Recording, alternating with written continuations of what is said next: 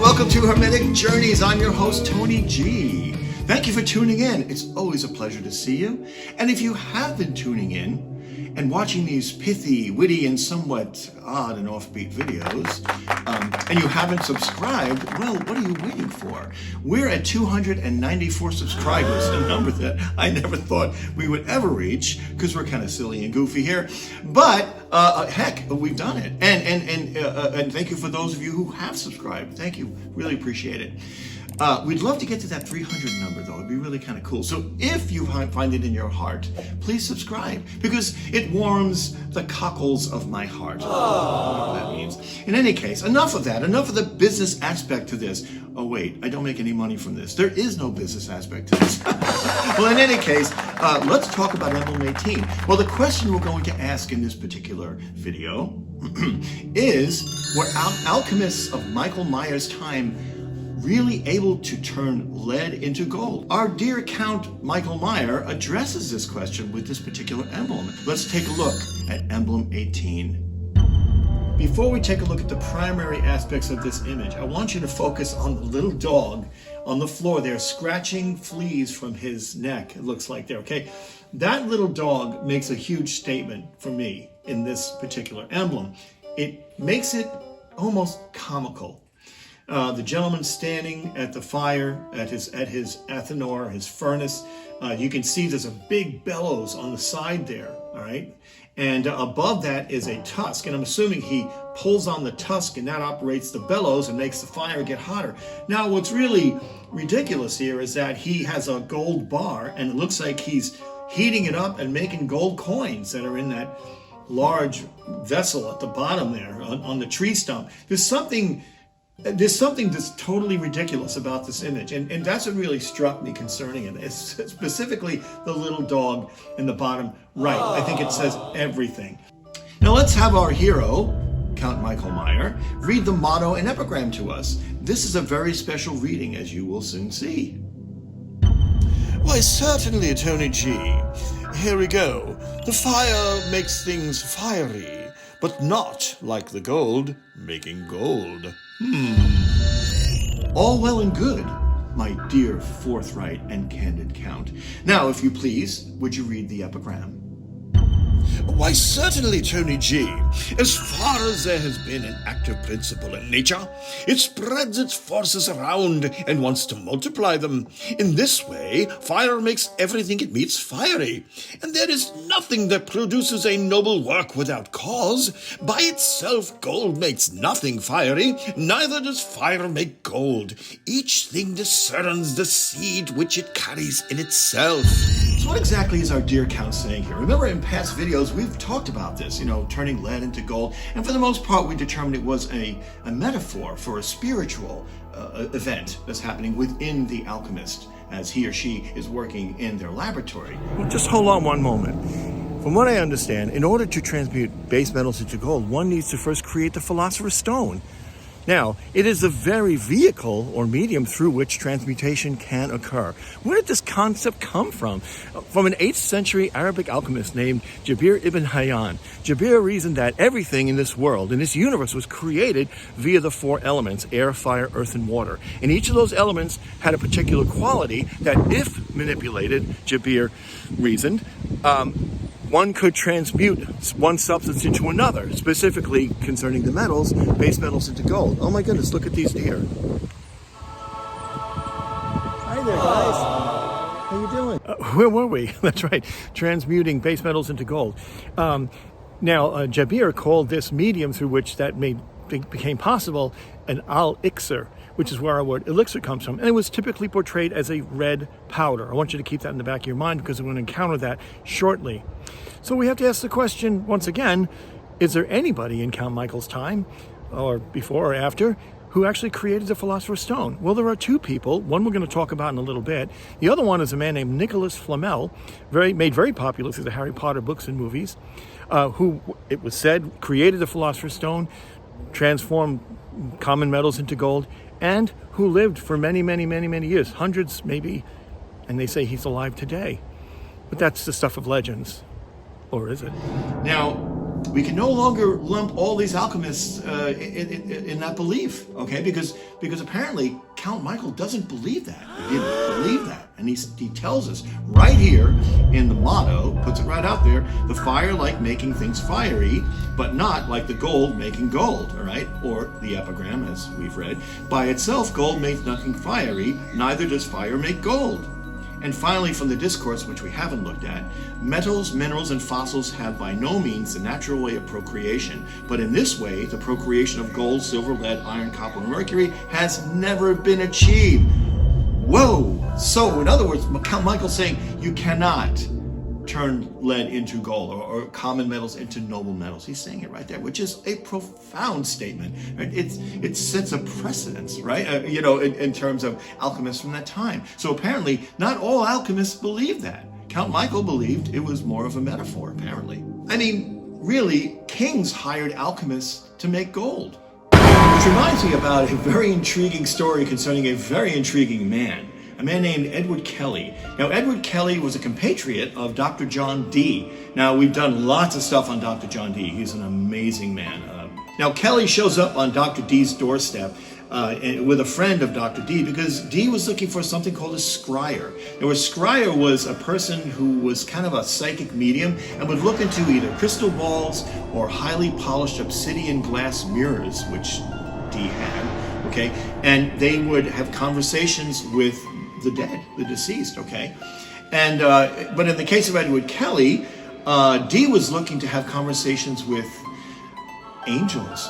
And in this magnificent tome, 3-volume set of my brother Kenny, love you Ken, got it for me, this documents the 7 years of conversations that Dee and Kelley had with angels. Just one damn minute, I have to interrupt. We love you, Dr. John Dee. From all of us here at Hermetic Journeys, we love you. We kiss you when we are awake. Mwah! We kiss you when we are asleep. Mwah! Not so sure about Edward Kelley, so we won't kiss him. Kelley claimed he had purchased a bag of red powder and a book known as the Book of Dunstan. And the Book of Dunstan may or may not, probably not, was associated with the Voynich manuscript, for those of you interested in that. And thank you, Brennan. Oh man, my friend Brennan, who helped me sort through this stuff and sent me some very good information. Now, he later changed the story, okay, and said that he was led by a spiritual creature where he found this pouch of red powder in this mysterious book buried. So, why am I mentioning this? Well, because Kelley was sort of a nefarious character. To give you an example, his ears were lopped off. He had no ears. Why were they lopped off? Well, he was counterfeiting coins, okay? So that was the punishment for counterfeiting back then in the 1500s, sorry, okay? So of course this calls into question Kelley's sincerity in terms of talking to angels. Was he really seeing these visions in the mirrors of the crystal balls, right? Although Kelley's reputation is somewhat tarnished, I do think that there was perhaps some truth to this. Anyway, you have to read this for yourself and make your own decision based on that, okay? In any case, Dee and Kelley eventually had to leave England because they were accused of necromancy and occult practices, of course, which brought along all types of nasty punishments. Anyway, back to making gold with the pouch of red powder that Kelley found or purchased or whatever. Right? So during their travels, because they had to leave England, they're traveling throughout Europe, Kelley comes across some dignitaries and he, whips out his pouch of powder and he takes some mercury, and it's apparently before their eyes they see mercury transform into gold. And this, of course, spreads like wildfire throughout Europe. Oh my God! Edward Kelley has discovered the Philosopher's Stone, and he just turned mercury into gold. Wow, what an incredible thing, right? As a result of this, Kelley, he's living this opulent lifestyle. He's giving land and money and all this stuff, and he had backers, and also because he did this, right? And eventually, he gets around to convincing Rudolph II, who was the Holy Roman Emperor at that time. Now, Rudolph II was a rather interesting character in his own right. He was interested in the occult, alchemy, and things like that. He was really quite a character. Well, he hires Kelley, right? And then he knights him the Baron of Bohemia. So it's Sir Edward Kelley now. In May of 1591, Kelley was involved in an argument with a dignitary. He has a duel, he kills this guy, and he is thrown in prison. Rudolph II, I guess, gets antsy and wants him to make gold for him. So Rudolph brings him out of prison, and he says, on the condition that you will make gold for me. And Kelley apparently had used up all of his red powder. Oh, crap. Fiddlesticks. However, when Kelley failed to produce any gold, he was again imprisoned, but this time by Rudolph II in Haneven Castle in Czechoslovakia. Due to the massive cell tower mounted on top of the prison, he tried to call John Dee from his cell phone, but was unable to do so because he never updated his 3G to 5G. What a bummer. We're sorry, the number you have dialed is not in service at this time. Trying to escape the prison, Kelley falls and breaks his leg in 3 places. We don't really know what happened to Kelley, whether he died from the fall. Some say he took poison, all kinds of weird and bizarre stories. Some say he escaped. Who knows? Who knows what the real story is? So the question is, was the pouch of red powder that Edward Kelley acquired some form of the Philosopher's Stone? Or was it the al-Iksir that Jabir ibn Hayyan spoke of? Right? Because he was changing or transmuting base metals into gold, at least mercury into gold in one instance, right? That's one historical record we have. The question is, with Kelley's history being so murky and so nebulous, do we believe that? You know, he was a clever man and could have come up with some other way to do that. He was very clever.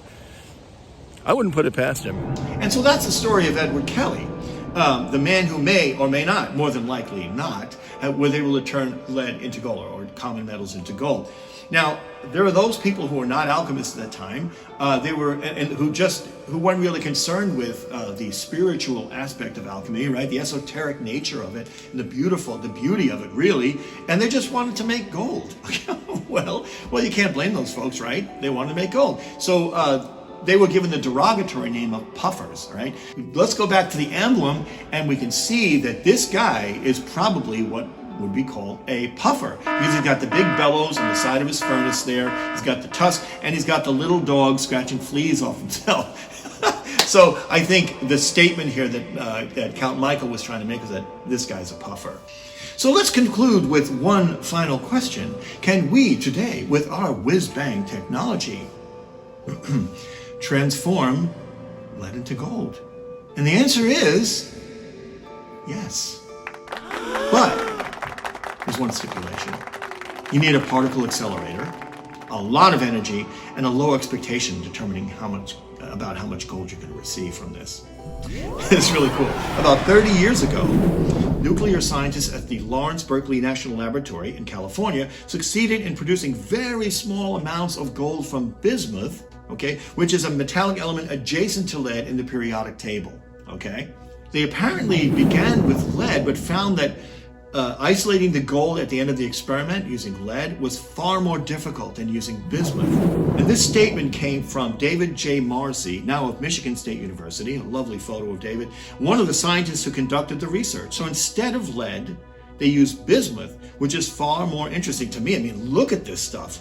How cool is that? And bismuth has an atomic number of 83, which is important. We'll get to that in a minute. Bismuth's homogeneous nature means it's easier to separate gold from it than it is to separate gold from lead, which is a far more complex structure, apparently. Okay, I'm not going to pretend I know what all this means, all right?